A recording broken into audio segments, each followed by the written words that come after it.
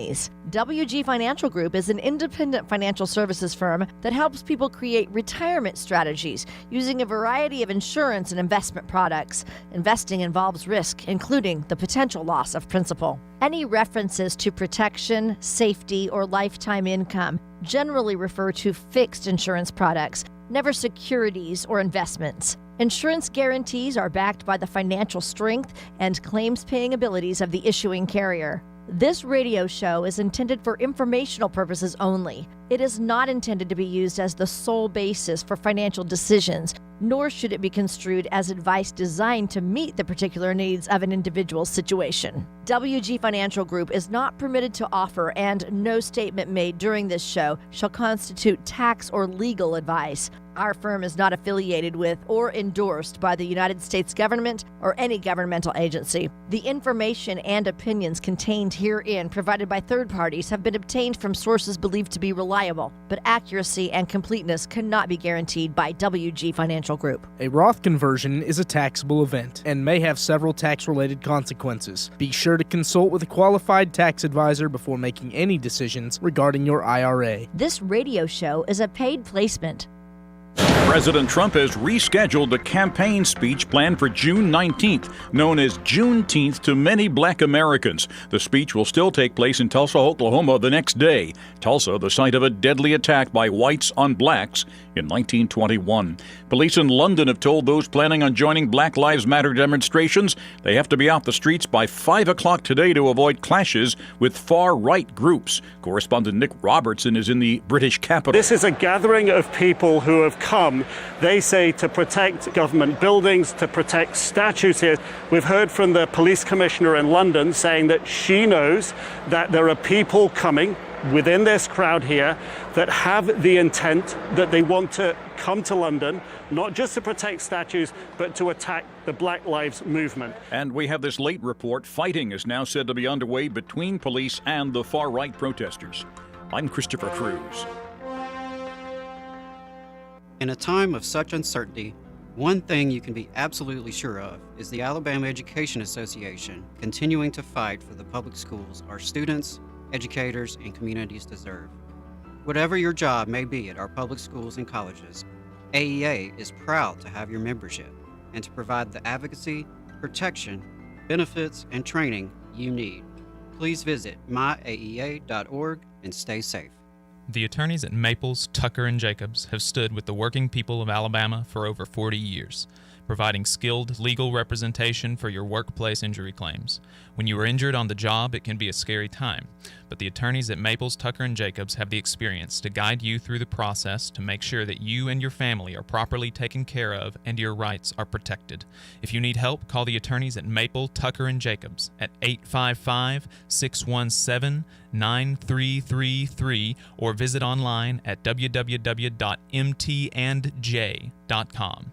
No representation is made that the quality of legal services is greater than the quality of legal services provided by other law firms. Hometown Action is pleased to support the launch of the Valley Labor Report because they know that myself and David support their values. They're a power-building collective of small-town, rural, and working-class Alabamians fighting to build inclusive and sustainable communities where all residents can thrive. They invite you to find out more about them online by visiting their website, www.hometownaction.org, and on social media. Please join them in advocating for a stronger labor movement in Alabama. Ours are the first generations to feel the effects of climate change and the last to be able to do anything about it. The window to meet this historic challenge is closing. We're already losing our lives and livelihoods. Millions have already been impacted by climate change. We can passively accept this fate, or we can join together and take back our power. If we so choose, our best days are ahead. We have a legacy of coming together to face crises that threaten the very ideals of our nation, from the horrors of slavery to the depths of the Great Depression, from the spread of fascism during World War II to the rise of Jim Crow. We have overcome before, and we have the power to do it again. Let's end the climate crisis by igniting a transformational new era where the government works for the common good. Go to arminarmforclimate.org. That's arminarm, the number 4, climate.org to learn more. WVNN. Depend on it.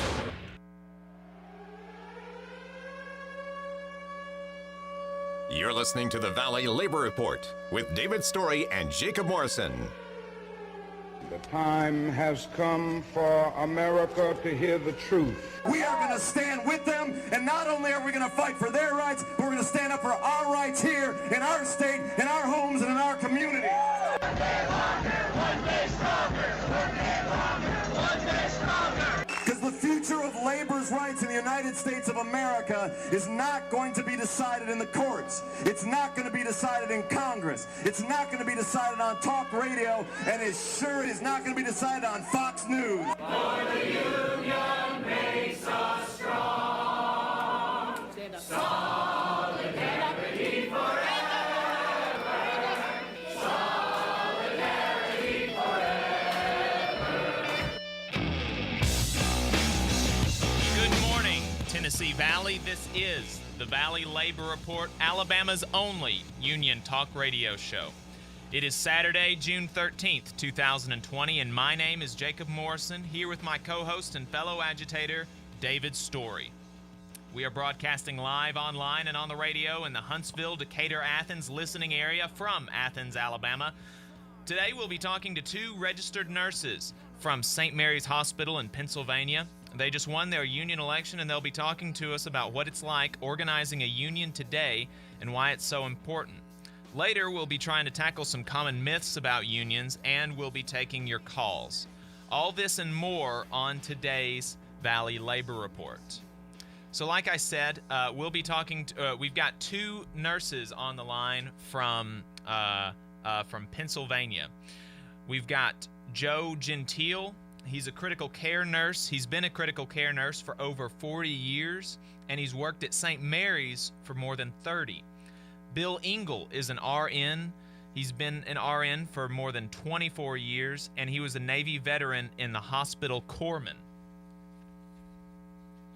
Folks, we're really so much for joining us. And so if you could, we read that you won your election on August 24th of last year.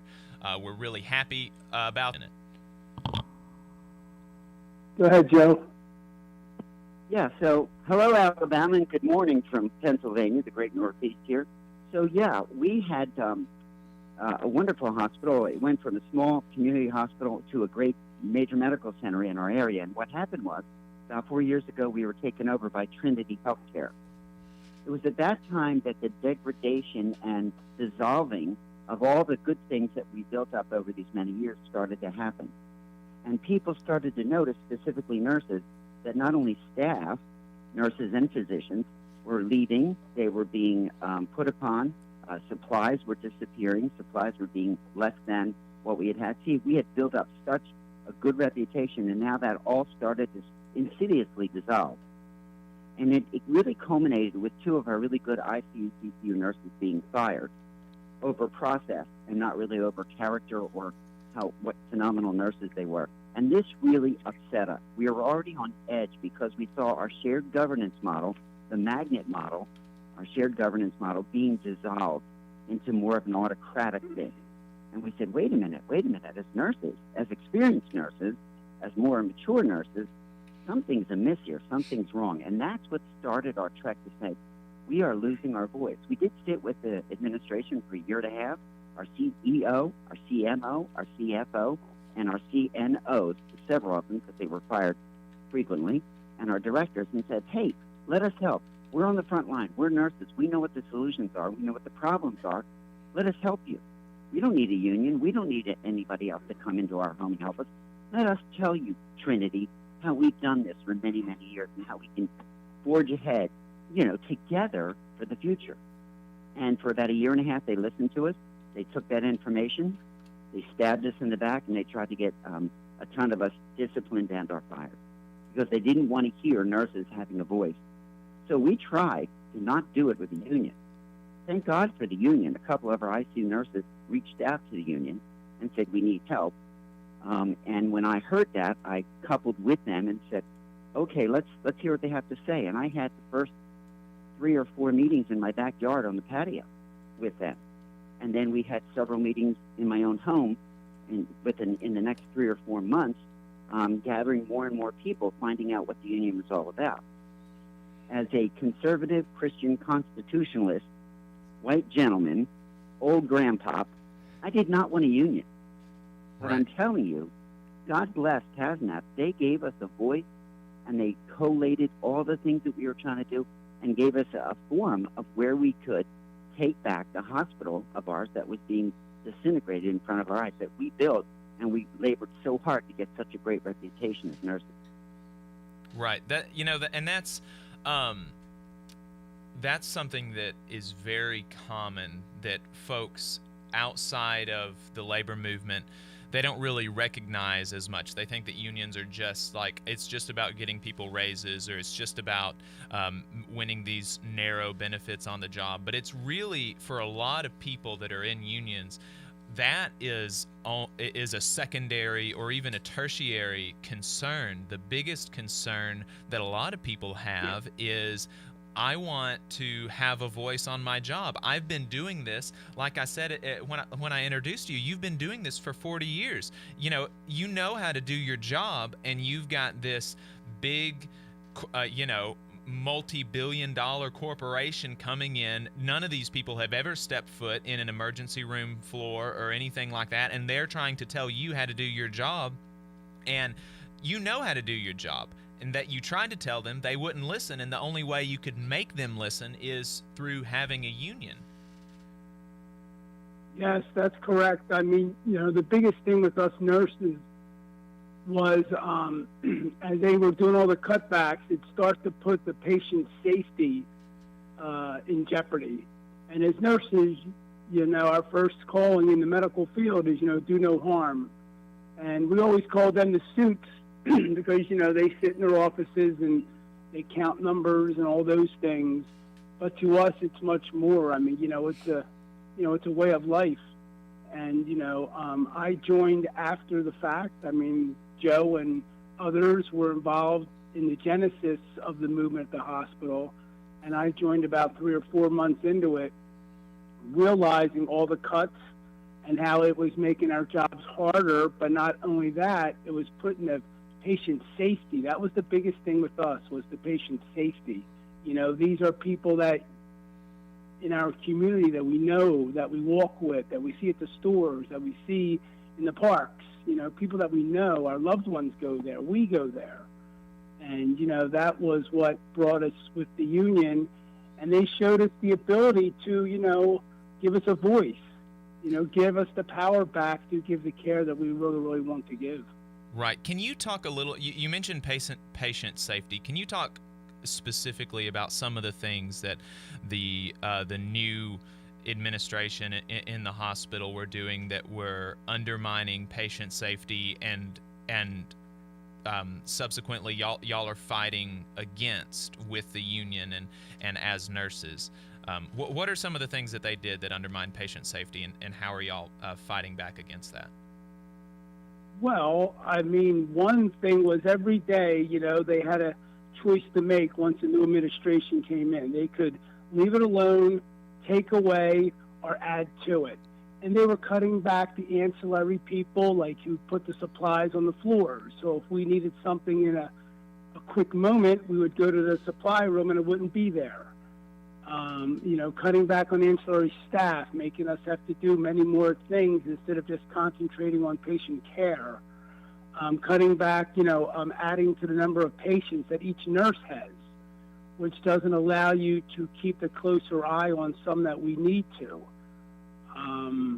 Joe, do you want to? Yeah, Bill, you hit on it right on. Yeah, you hit on it, Bill. It really was staffing and supply. They started cutting staffing and supplies, and then saying, well, we're not going to rehire once we lost nurses. We're not, and those who we are going to rehire, our wages were 15 years behind every other hospital in our area's wages. And so we couldn't attract or retain good nurses. They'd come out of school, they'd come to St. Mary's, they'd stay for 2 years, and they'd leave. So the staffing, Bill said it very easily, it was safety and staffing. Staffing was being slashed and cut. Bonuses or accreditations and stuff that nurses were getting, they were being cut and slashed too. So if you had a certification like your CCRN, we were getting some money for that before. Now they're cutting and slashing that. taking away Education Day. So what it was a real decimation of the nursing department and cutting away directors and managers and combining units. So we were having less representation from our managers, and we were having the staffing issues were dramatic. Not in my area, where I was at, but in the house-wide area. And I think this is what was so important about it. The union gave us the ability to get out of our own silos and see what was happening in the rest of the hospital and how devastating our emergency department was being with staffing or our critical care area. And so it was really interesting to see, oh my gosh, we thought it was bad in my unit. It's 100 times worse in another unit. So that understanding is what really galvanized us to say, it's unsafe because of staffing and supplies. We got to change it. Right. So, Bill, you mentioned that you were a convert, so to speak. That you were not on board from the beginning of the union movement at this hospital, and so obviously, you know, there was a reason that you weren't on board at the beginning. So could you you were kind of in the anti-union campaign, so to speak, at the beginning of it. So can you speak to some of the concerns that you had as somebody who was not for the union, and what have you seen since then as far as any of those concerns come to fruition, or were any of them valid, or and if not, what was it that showed you that your concerns were not really warranted? Concerns in what regard? I'm sorry? Concerns in what regard? In what regards to what? Just generally speaking, like why were you against the union at the beginning of the campaign, okay. and what brought you over? I wasn't necessarily against the union in the beginning. See, now we tried to unionize about 3 years prior when Trinity first came on board, and I was always kind of like Joe. You know, we didn't need a union. I just thought it was part of the process of going from being a local hospital to becoming part of a broader nationwide system that Trinity is. But then, you know, I figured, okay, we'll give it 2 or 3 years. And like I said earlier, you know, as time went along, they just kept cutting. Like Joe said, you know, they cut directors, they cut staff, they didn't rehire nurses, and they just kept taking. And we live in a very affluent area, and we have a lot of private insurers, so we make a lot of money at our hospital. We're one of the lucky hospitals because of where we're located. And it was just, I just couldn't take it anymore because, you know, I work up on the floors. I work on a med-surg telemetry floor. And, you know, on the weekends and on nights, you know, we were just so short-staffed. It was just putting things it was just making things dangerous. So, you know, as I saw this happen over, you know, 2 or 3 years, and the union came back around again, I was like, I got to be on board now because, you know, I gave them a chance to show their worth, so to speak, and it didn't happen. Right. All right. We're coming up on a break. We're going to be talking to the nurses after the break about their election, what happened in the lead up to it, and winning it subsequently. So stay tuned. You're listening to the Valley Labor Report.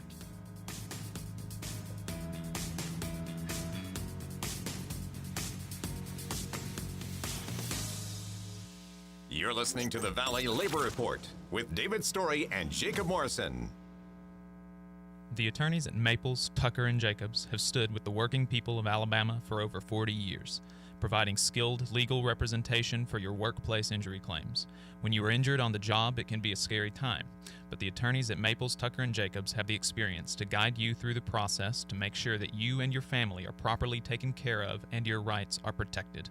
If you need help, call the attorneys at Maple, Tucker, and Jacobs at 855-617-9333 or visit online at www.mtandj.com. No representation is made that the quality of legal services is greater than the quality of legal services provided by other law firms. All workers deserve fair wages, affordable health care, and a retirement plan that enables them to retire with dignity. All workers deserve to have a say about the terms and conditions of their employment, not just the bosses. With the machine class, the Machinist Union isn't just for machinists. We represent workers in government, healthcare, auto workers, aerospace workers, transportation workers, the defense. If you want to have a voice in your workplace with over 600,000 members to back you up, call or email us today at 256-286-3704. Here in Huntsville, federal employees are an invaluable part of the nation's defense, offering unmatched expertise in engineering and technology and as stewards of taxpayer dollars. What we ask you, Local 1858, is a union of working people looking out for each other, making sure that we're treated right. To inquire about joining or to learn more, call 256-876-4880. Hey y'all, are you tired of hearing that the South is? Join Nelson, Senior Telecommunications Director Tommy, Comrade Kate, former pig farmer Tyler, and Brother William, wherever you stream your podcast. And good Lord willing, the creek don't rise. We'll see y'all next time. It's Dixieland of the proletariat, y'all. WVNN.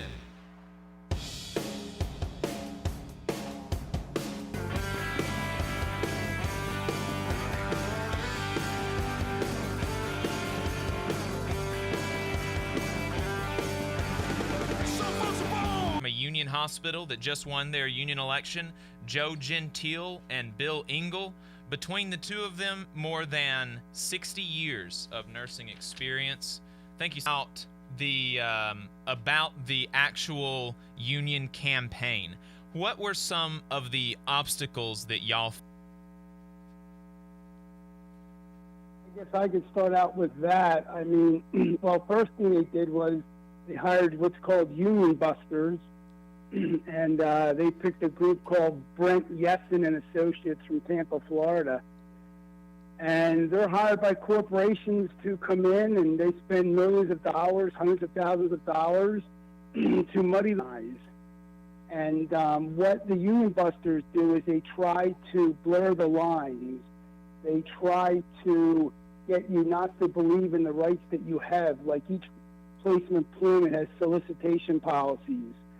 And believe it or not, the more you are out front with what you want to do as far as a union, the more the protections you have to be able to talk to people and work, to be able to, gather on the grounds. I mean, they called the police on us in the garage when we were there talking with employees.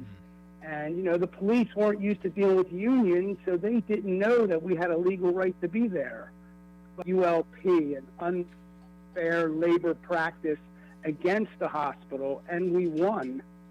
And I sent that to you earlier, Jacob. And they had to post it in the hospital saying, all the things that, they will not do to us. And it was all based upon all the different tactics that they did. Joe has some personal stories he can share with you in that regard, Joe. Sure. So what happened was, for 30 years, many of us were heroes in the hospital. Many of us were well-respected and honored.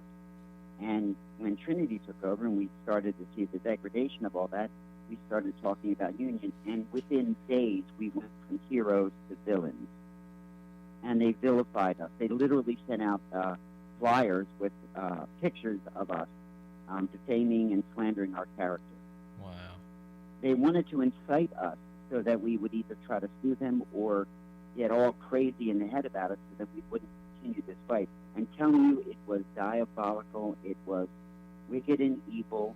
They hired these lawyers to do that, and they really, really tried to destroy our character. But for people who knew us in our community and in our hospital family, 600, 800 nurses, they realized this isn't right. So everything they tried to do to us, to tear us down, actually backfired on them because people knew who we were and what our character was. And all I say to nurses who are trying to do this, stay the course. It's going to be a wicked and evil fight. You can go from hero to villain in a minute. And we're caregivers. We're not truly fighters. We're caregivers. And so they're going to work on your sympathies. They're going to try to get inside your head and twist things so that you don't even know what is upright. And they're going to try to get into your soul and say, what you're doing is wrong, you got to stop. But we, as nurses, we didn't know our rights. I didn't know my rights. And at one point, like Bill said, I told them, if you want me to leave this place, because this is my federal right to organize and to talk to my fellow nurses as they come out and go into shift. You're going to have to move me because I'm not moving. And I'm a 63-year-old guy. I'm like, and I'm a small guy. I'm like, you're going to have to move me. And I'm thinking, I don't believe this is coming out of my mouth. And then they came out and they tried, but they didn't want to touch me. Then I said, look, just call the cops if you're that chicken. So they did. 3 policemen came up, and then it was kind of crazy. I talked to the police officers. I know them. I knew one of them. Wow. And I said, guys, this is my federal right. You better check the law. And they said, yeah, well, but wait, because they didn't know it, right? But this is what they're going to do. The fight is going to get ugly and diabolical. Stay the course because your federal rights are protected. Correct, and they will try and divide you. But one thing we found out was that, like Joe had spoken earlier, just the way the hospitals are set up, you're kind of siloed off. Nurses in the OR impact you. They don't get a chance to see nurses outside in other places. But just from us in the organizing campaign, we got to speak to each other, and we realized we all felt the same way, that we're all going through the same feelings. So really, the organizing campaign made us stronger as nurses with each other and more understanding. And they tried to keep dividing us, and it just didn't work. It was great, actually. Hey, guys, we appreciate y'all coming on. This is David. One of the things that really bothers me is they always try to demonize the folks that are organizing a union for a democratic voice on the job, but they don't never want to look introspectively and look at exactly what they're doing to the patients that's on the floors, what they're doing to the patients that's in the ER, and what they're doing to the overall well-being of the nurses that they're employing. And that's I'm dealing with nurses right now organizing in Gadsden, and they come out with a fierce anti-union campaign talking about the nurses are just greedy, but it's these private equity firms that buy up these hospitals and start cutting costs with absolutely zero respect for the patients that's coming in every day. Oh yeah, that's because they're bean counters, they're number counters. Those are people who are they treat the patients like widgets, like manufacturers. You know what I mean? They just treat it like if there's less people on the assembly line, it doesn't matter. But these are not inanimate objects that we're dealing with. These are people who have feelings and emotions and all that stuff. So they'll never understand it. And most of them are that's where the nurses need to come out and just tell their stories. Yeah, and most of them are paying real good money to be taken care of properly. It's not like the insurance companies are cutting the costs for any of us out here paying for health insurance. Exactly right. Yep, we're coming up on another break. If it's all right with y'all, we'd like to bring you on for one more segment. We'll be talking about your contract negotiations. I'm interested in hearing how they're going and what's happened after the union election. Stay tuned, folks. This is the Valley Labor Report.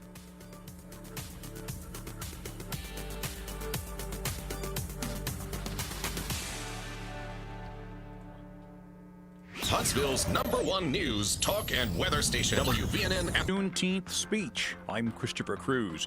President Trump is speaking to the 1,100-member graduating class of the U.S. Military Academy at this hour. Few words in the English language and few places in history have commanded as much awe and admiration as West Point. This premier military academy produces only the best of the best, the strongest of the strong, and the bravest of the brave. The cadets are sitting socially distanced from one another. Mr. Trump has rescheduled a campaign speech planned for June 19th, known as Juneteenth to many black Americans. It's observed as the day slavery ended in the United States. The speech will happen on June 20th, and it will still take place in Tulsa, Oklahoma, the site of a deadly attack by whites on blacks in 1921. Police in London have told those planning on joining Black Lives Matter demonstrations that they must be off the streets by 5 p.m. today to avoid clashes with far-right groups. Police are already fighting the far-right groups, says correspondent Nick Robertson in the British capital. Groups of people here in the UK, football supporters, others, have said, we're going to come out and protect the statues, the statue of Winston Churchill, other statues here as well, that they say are important to them. What we've heard from the police commissioner here is that she's worried that there are some elements in this group here that want nothing else than a confrontation with the Black Lives Matter group, but she's urged the Black Lives Matter protesters to stay away. Adam Barada, national best-selling author of the book Gold is a Better Way, owner of Advantage Gold, an Inc. 5000 member, and highest-rated gold IRA firm in the world. Gold is booming because gold is really about debt, and global debt is a pandemic. That's the word GOLD to 49776. Learn why gold will outperform pumped-up stocks from this point forward. 49776. Ours are the first generations to feel the effects of climate change and the last to be able to do anything about it. The window to meet this historic challenge is closing.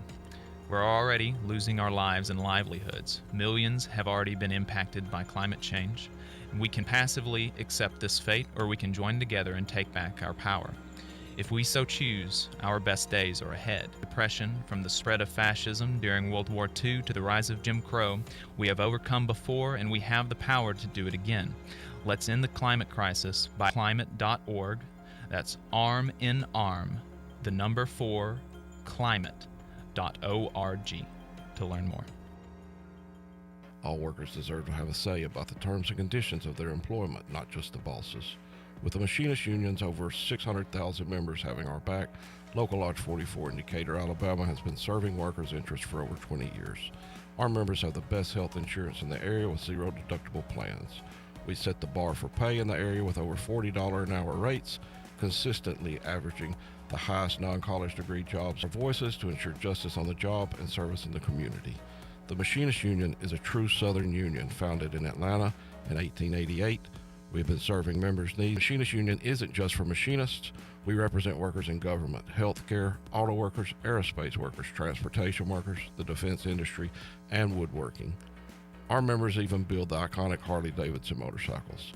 If you're ready to get serious about better benefits and wages, if you want to have a voice in your workplace with over 600,000 members to back you up, call or email us today at 256-286.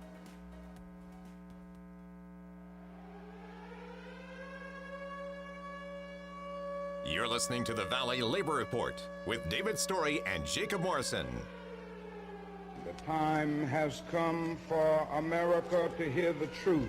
We are going to stand with them, and not only are we going to fight for their rights, but we're going to stand up for our rights here in our state, in our homes, and in our community. One day longer, one day stronger. One day longer, one day stronger. Because the future of labor's rights in the United States, and is sure is not going to be decided on Fox News. For the union makes us strong. Solidarity forever. Solidarity forever. Co-host David Story on the line. We have two nurses from a hospital that just unionized in Pennsylvania, talking to us about unionizing their hospital. So, like we said, y'all have won your union election. Y'all are officially federally recognized as a union at St. Mary's Hospital, and you're in negotiations right now for your first contract, getting what the major concerns are from the nurses. Are y'all sending out surveys? Just to walk us through what the negotiation process looks like. What does it, just walk us through that. Joe? Yeah, so first we started out with surveys, like you said. The surveys were sent out to every nurse in every department, and those surveys tell us what the nurses' needs are, what their concerns are, what their hopes are, what their dreams are. So we said, just tell me all about your experience and what you need to do your job excellently, not just well or, maybe even mediocre, but excellent. So then we collate those, and we get together, we 20 of us now working together, and we get that information, and then we sit down probably 3 or 4 times a month with our hospital administration, who they've picked to do the negotiations, and Trinity has sent a negotiator to educate us on the whole process.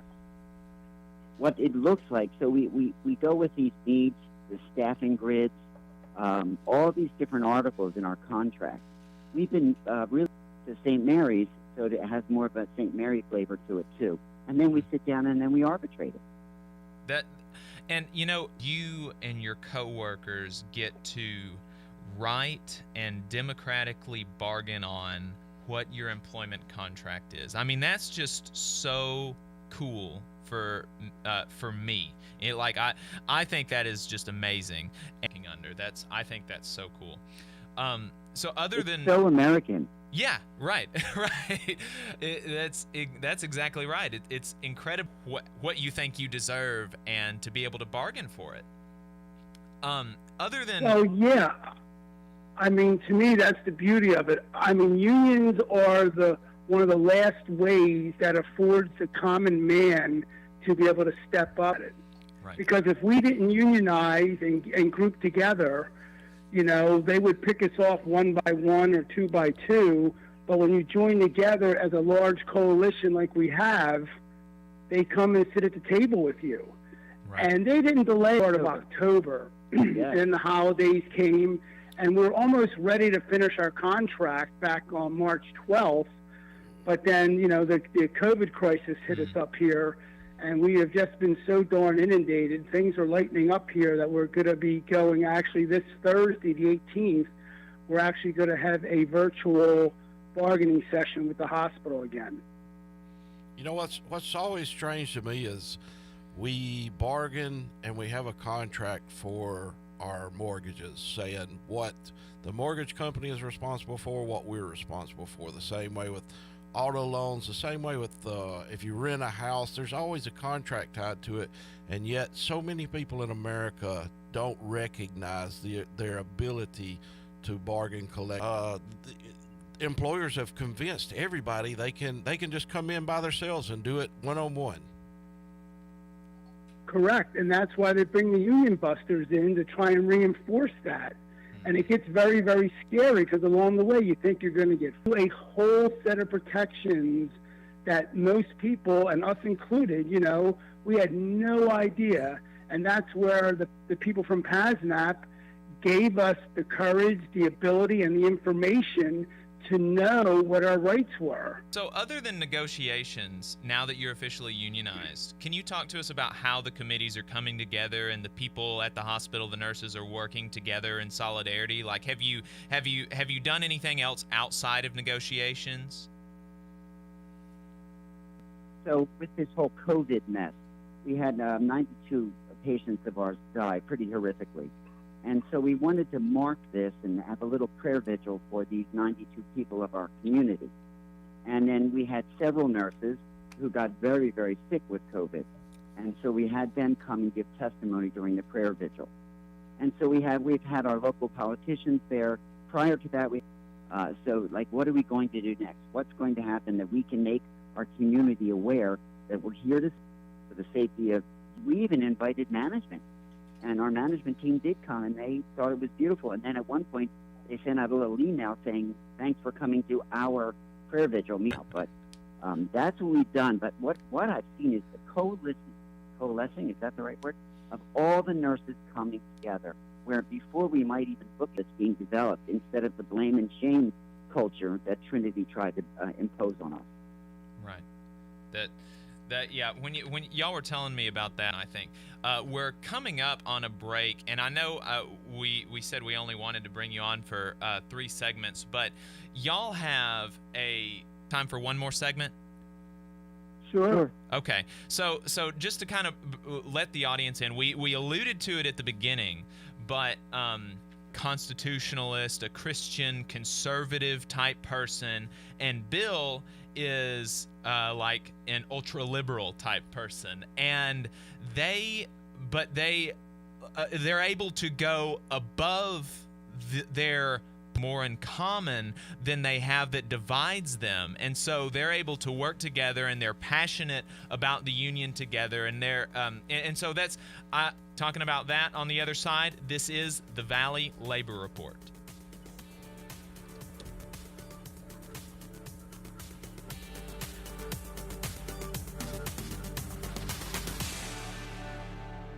You're listening to the Valley Labor Report with David Story and Jacob Morrison. The attorneys at Maples, Tucker, and Jacobs have stood with the working people of Alabama for over 40 years, providing skilled legal representation for your workplace injury claims. When you are injured on the job, it can be a scary time, but the attorneys at Maples and your rights are protected.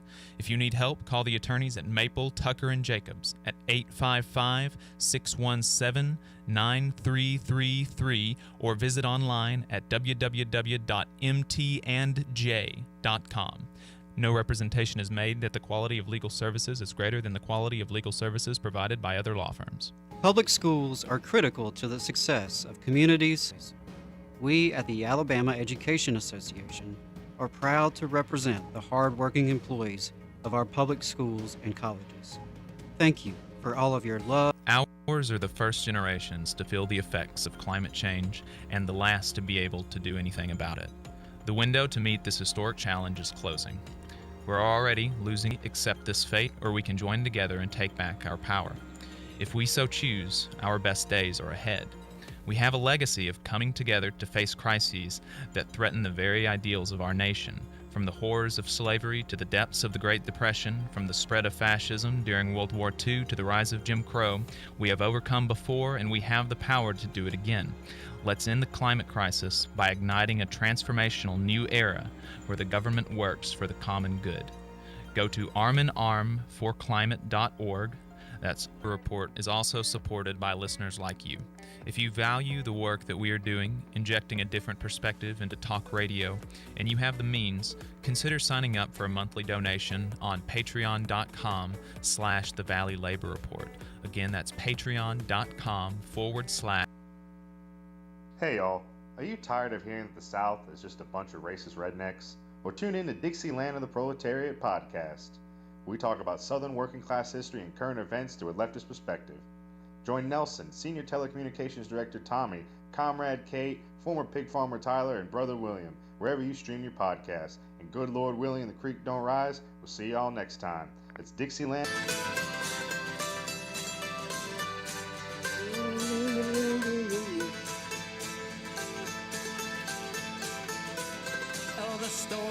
This life had many shades. I'd wake up every morning and before. Good morning, folks. This is the Valley Labor Report. My name is Jacob. 60 years of nursing experience under their belts.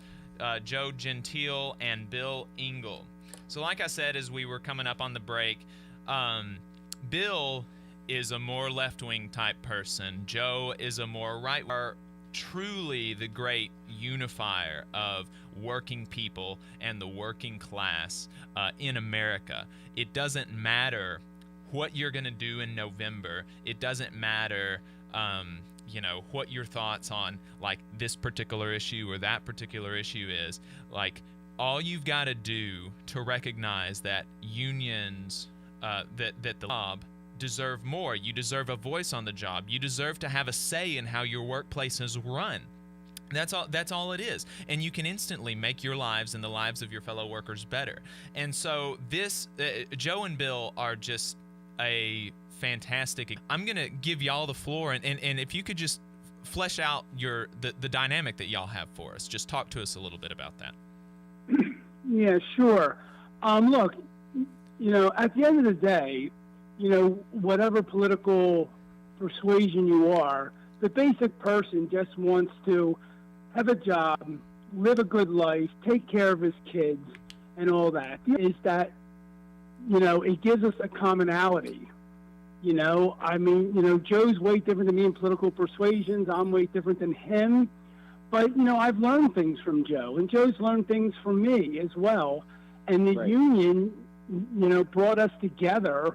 We brought each other together, and we worked together to try and make things better.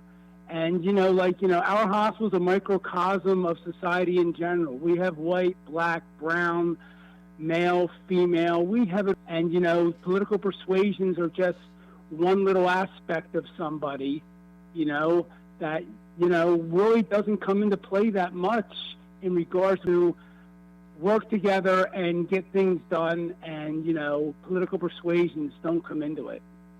What do you think, Joe? Being with Bill and all my liberal friends, which I would never have the opportunity to be with, Right. it doesn't dilute or pollute what I think or feel or believe. What it does, it enhances what I think and feel and believe. I have gotten a richer, fuller, deeper brothers and sisters. They're not even friends. I mean, I can honestly say I love Bill and I love our team because we focus on the positive things, what we all have in common as Americans, what we all have in common as caregivers, and our conservative or liberal or political stance is a small slice of who we are. But we approach one problem from two different perspectives, and we get a way, way better answer. We get a way fuller, richer, deeper expression of what we really want to do. I've seen in this union, because I wouldn't have the opportunity to listen to them and hear what they have to say. I may or may not agree, but to listen and to move together forward truly arm in arm has been an amazing adventure. I got to say, guys, I'm speech from both of you, because the one thing that conservative and liberal talk and TV shows constantly try to do together, and Jacob and I both truly believe if you solve a lot of these workplace issues, I think a lot of your political issues start to melt away, because most of your political issues are economic, surrounding different ideologies, but the bottom line is they're economic driven, generally speaking, and through working together you're able to melt those political lines, and it's wonderful hearing y'all speak. Thank you. Yes, I mean, political parties, for that matter, they try to divide us. But the union and coming together for a common goal, those things just all seem to meld together, and we realize that we are not that much very different. We're all just basic people looking to have a good life, good standards, and something. Yeah. Yep. Yep. Mm-hmm. So, like David mentioned earlier, they are organizing a group of nurses in Alabama right now, and like he said, they're being brought into closet, and so could you just talk directly to those folks that are looking to have a voice on the job here in Alabama? What would you say to them if you were you've got their ear right now? So what would you say to them? Sure. Nurses, listen up. Listen up, nurses. You're the strongest, most powerful force in the hospitals today. And keep your eyes fixed on that goal and do not let go, because you will transform your area. You'll transform your hospital, your area, and please God, our nation. We can do this, nurses. Don't you give up, and don't listen to the lies. If it gives you a little twinge in your heart, like, whoa, that's a liar. Man, that was evil, or that was nasty. That listen to your discernment. That's right. It was nasty, and it's not true. So they want to divide you, and they want to destroy you. Stay together. Don't allow the divide. And you can actually walk out of that closet and say, no, thank you, sir. I don't really need to hear what you have to say. The thing is, they don't hire these people and spend this money for no reason. They're doing it for a reason. You have to ask yourself the question, why did they bring these people in and they're not willing to speak to us directly? Once you answer that question, you have to just keep the patients and the safety at the foremost of the conversation, and don't let them change the dynamics of that. And never forget the rights that you LPs to your regional labor board down there, and they don't like unfair labor practice acts against them. They don't like it. They actually more than you know. Those ULPs are public record, and you can find them on the National Labor Relations Board's websites, and they definitely do not like to be highlighted on those websites. Correct. Right.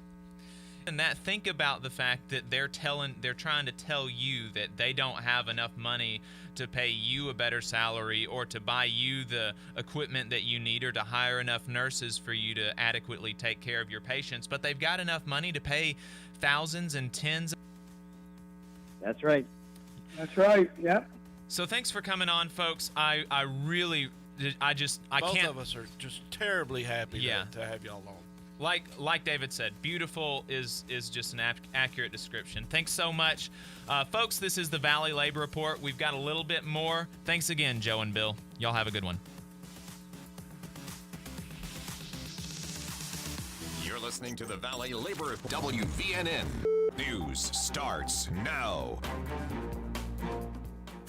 It is not the duty of U.S. troops to solve ancient conflicts in faraway lands that many people have never even heard of. President Trump speaking to the nearly 1,100 graduates of the U.S. Military Academy at West Point this morning. We are restoring the fundamental principles that the job of our nation from foreign enemies. Mr. Trump is rescheduling his first campaign rally in months to a day later, so it won't conflict with the site of a massacre of blacks by whites in 1921.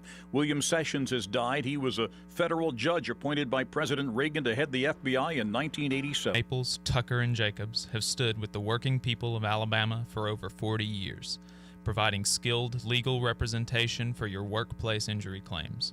When you are injured on the job, it can be a scary time, but the attorneys at Maples, Tucker, and Jacobs have the experience to guide you through the process to make sure that you and your family are properly taken care of and your rights are protected. If you need help, call the attorneys at Maples, www.mtandj.com.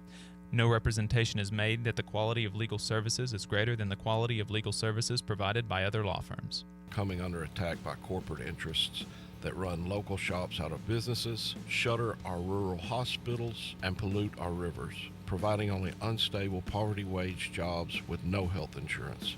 We know workers and local residents understand the best solution at www.hometownaction.org. Thanks for standing with workers, supporting Valley Labor Talk. Public schools are critical to the success of communities and democracy. Now more than ever, our educators and schools are proud to represent the hard-working employees of our public schools and colleges. Thank you for all of your love and dedication to Alabama's students. Please take care and stay safe. The Valley Labor Report is also supported. Consider signing up for a monthly donation on patreon.com/The Valley Labor Report. Again, that's patreon.com/The Valley Labor Report to support our work and keep us on the air.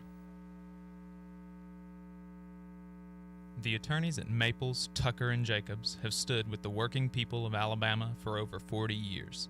Maples, Tucker, and Jacobs have the experience to guide you through the process to make sure that you and your family are properly taken care of and your rights are protected.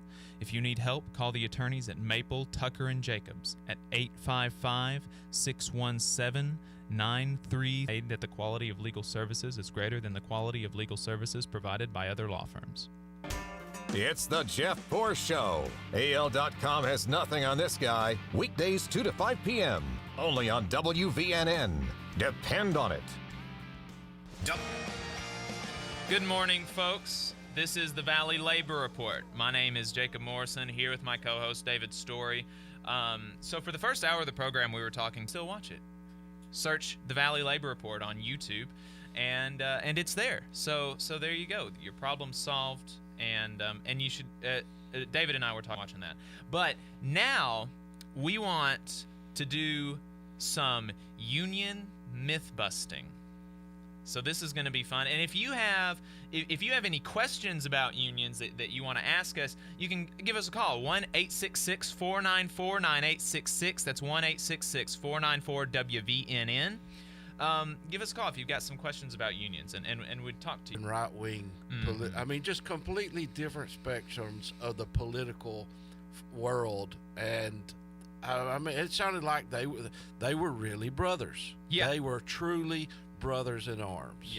Yeah, and that's and hearing them talk together about the lies. They did a little bit of union myth busting when they were on, talking about the lies that the union busters, that these big multinational, multi-billion-dollar corporations will hire for thousands and tens and hundred busting law firms, or hire cops to break picket lines and stuff like that. I mean, don't listen to them. They are liars. They see you and your patients and your customers as numbers, and the only way that you can assert your rights, best way to do it.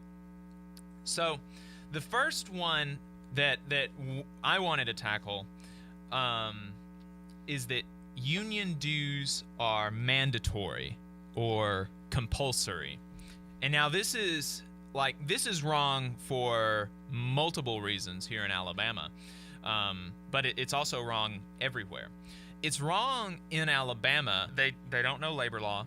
They don't know anything about Alabama labor law. Oh, they know labor law. Most of the time they're just lying. Yeah, they're just lying to you. Because Alabama is a right-to-work state, which means that even if you have a union, the union cannot bargain for agency fees to be a part of the contract. Like, you don't have to pay anything to the union if you are in a union workplace in Alabama. Now, if you have a union at your workplace and you don't pay your union dues, I think you're a bad person.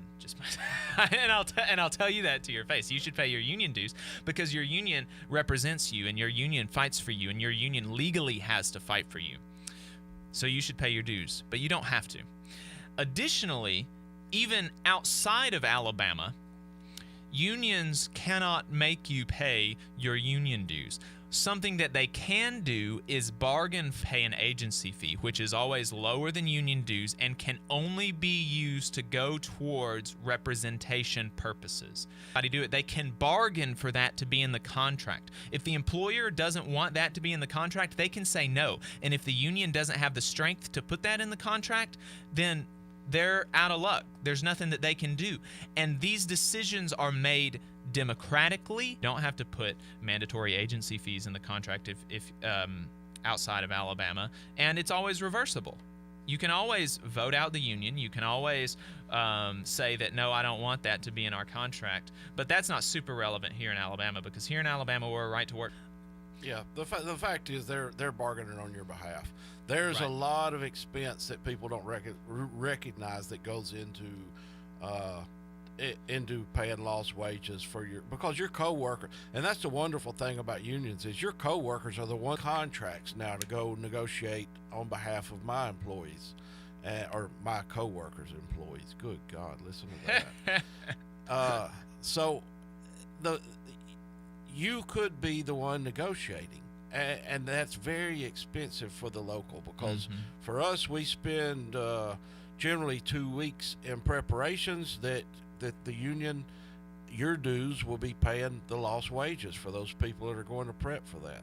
Then you spend another 3 weeks negotiating with the company. This is one, especially the engineers in the audience, you're going to hear this all the time. Professionals don't need unions.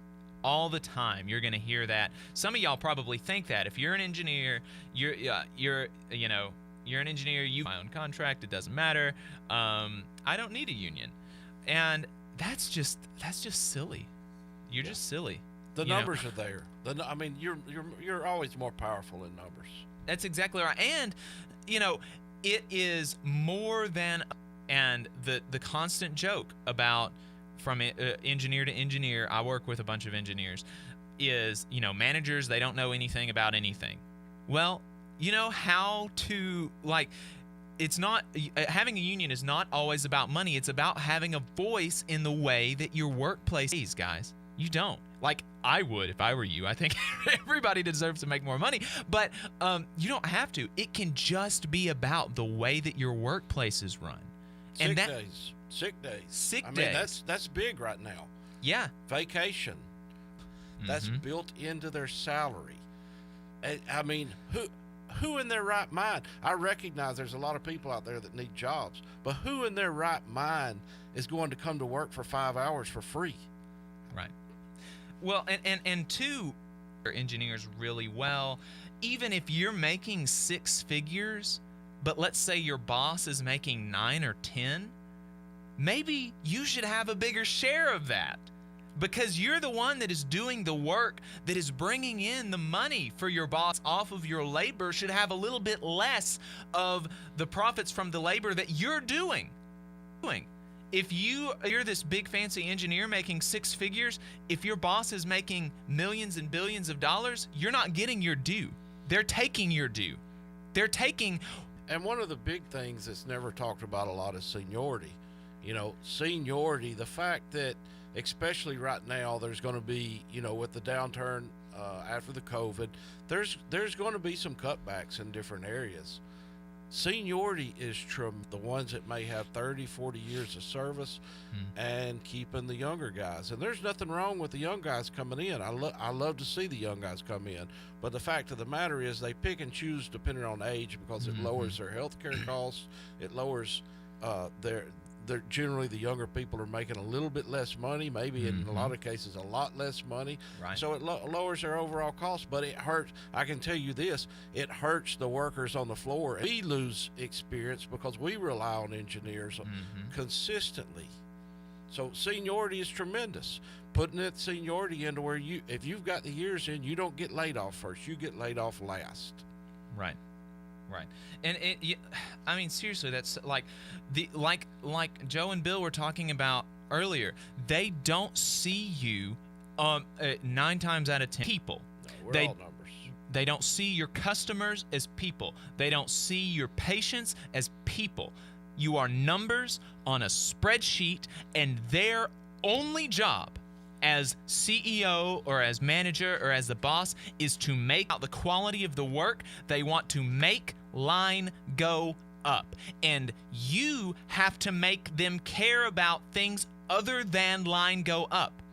The best and generally the only way to do that, form a union. Like they were talking about, the nurses was talking about earlier, they have the support from a higher up union, whether it be business representatives or territory staff or things like that. They have the support and the knowledge to help people on the floor. But the union is us. It is 100% democratic. The workers on the floor decide what they want. The workers on the floor vote on what they want. There's nobody telling the workers, you got to do this, you got to do that. The workers are reaching out, never told, hey, you got to do this. Right. And that's so important. And you can, there are so many different unions out there that have slightly different governance models. You can, as members of your workplace, you can choose the union that you want to represent you. You can choose, you get to create your contract. You, the members, the workers, are the creators of the union. If you don't like this, you can just choose not to do it. There's nobody that is going to make you do anything as a union. Nobody can. Nobody can make you be represented by this union or that union or do this or that thing. It is up to you. And with 30 seconds left to go, let's clear this up real quick. There is no union in the world going to force you to go on strike. Right. You vote to go on strike yourselves. You're listening to the Valley Labor Report with David Story and Jacob Morrison.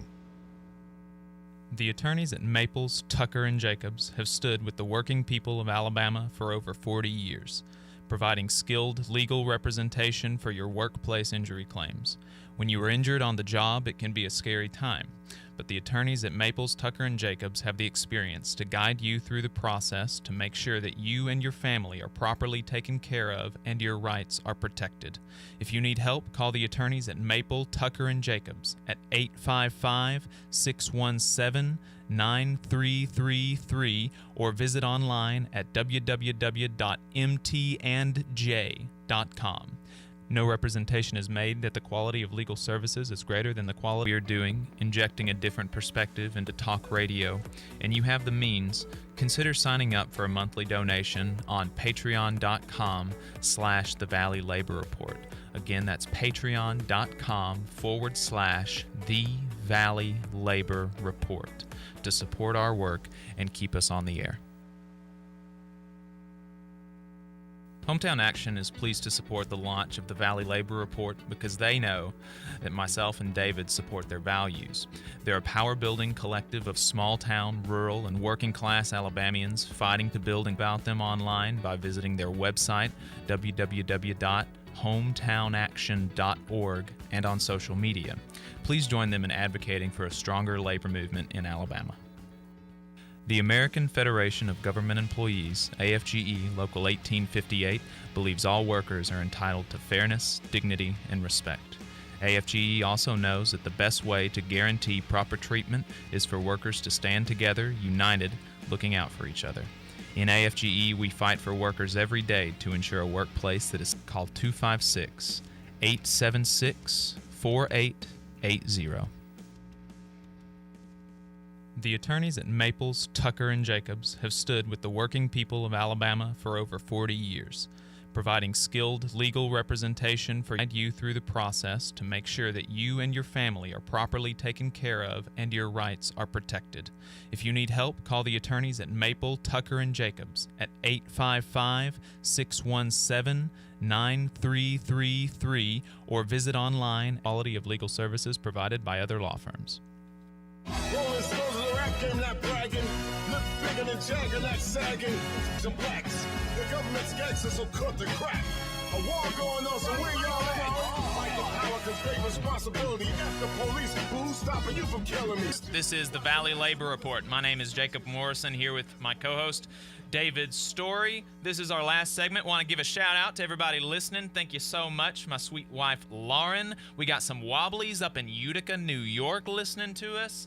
And of course, our audience down here in Alabama. Thank you so much. We are doing... Hey, don't forget about my machinist brothers up in Chicago. Oh, yeah. A while back. And I seen a brother with the iron workers over in Sheffield commenting. Yeah. So the iron workers in full support there as well. We thank y'all over there.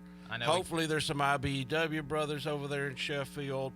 We got brothers and sisters across the state, across the nation as well. Maybe. So we've been doing some union myth busting, and the next myth that we want to tackle is that unions are corrupt. Just a blanket statement off, right, is that unions are human institutions. David and I both know that, right? They're not. No union is going to be perfect. No union is going to be like and there are going to be flaws in unions, and they're going to be flawed. And no doubt, you can give me an example of a union that has done terrible things or is doing terrible things. Surely there's no companies that's been Surely there's no companies, though. No. And now here's a good question. Why is it that the fact that companies hid the reality of climate change from us for decades? Companies hid the reality of asbestos. Tobacco causing cancer for decades. They hid asbestos from us, and responsible for the financial crisis in 2008. How many of them went to jail? Yeah, look at Wells How Fargo. Many? Yeah. Look at Wells Fargo. Look at Wells Fargo. I mean, just absolutely corrupt. Signing people up for credit cards that's they've never even talked to. How many of them went to jail? None, right? I don't think anybody from Wells Fargo went to jail. Don't think any of the bankers. Here's the big difference. When unions are corrupt, the officials are most often caught, and they are punished, and they generally go to jail. They go to jail and they do time. And good, right? We don't want corrupt union officials out there running unions. We want them punished, but that's like propaganda, okay? Yeah. Like, as the treasurer for our state council, I handle all the checks coming in, all the money's going out, and I can tell you, you have no idea the amount of oversight that I have to go through, the hoops that I have to jump through, and the fact that, anytime a lot of times when people start talking about unions, they talk about, well, they're donating money to the Democrats. Horse crap. Unions are federally banned from donating money to the Democrats. Anybody that tells you that is related to any political campaign because it's federally outlawed. Yeah, and so that's an important thing. I've been reading about the UAW that the corruption that's been going on there for years, and they don't want a union. But if they have to have a union, they would much prefer to buy them off and to keep them complacent, keep the officials complacent, the members unheard. Part of a corrupt union. Pick a democratic union or make your union more democratic, because the members do not want their money to go towards fighting for themselves and working people across the nation. And so the more say that they have over their union, the less corrupt it is. Acting details, but I guarantee you, if they had been jumping through the hoops that we jump through consistently as far as 6-month audits of the books, that would have let somebody else handle it. After a few years of somebody else handling it, so people in their nature tend to get greedy. The guy sitting there thinking, well, they'll never see this, they'll never see that. But the fact is, had the union members in that. Unions are old-fashioned. We've only got a little bit to talk about this, so we'll try to knock it out pretty quick. But the thing is that they say unions are old-fashioned. They were once needed, but they're not needed anymore. It doesn't really matter. And that's just silly. So many of these are just silly if you just stop and think about them for a second. So look at income and wealth inequality since the rich and the normal folks. And you can correlate that directly with the decrease in union density in America. They are as relevant today as they have ever been. The gap between the rich and the not brought that into alignment. What was it after the Gilded Age that brought the insane wealth of the robber barons to heal? What was it that made them share their wealth with their workers? It was unions. Join a union, folks. Organize. Thanks for listening. This is the Valley Labor Report. You can find us online, Facebook, Twitter, YouTube, all at the Valley Labor Report. If you'd like to support us, you can go to patreon.com/the Valley Labor Report. Thank you so much for listening. We will be back next week. WVNN Athens, WVNN FM Trinity.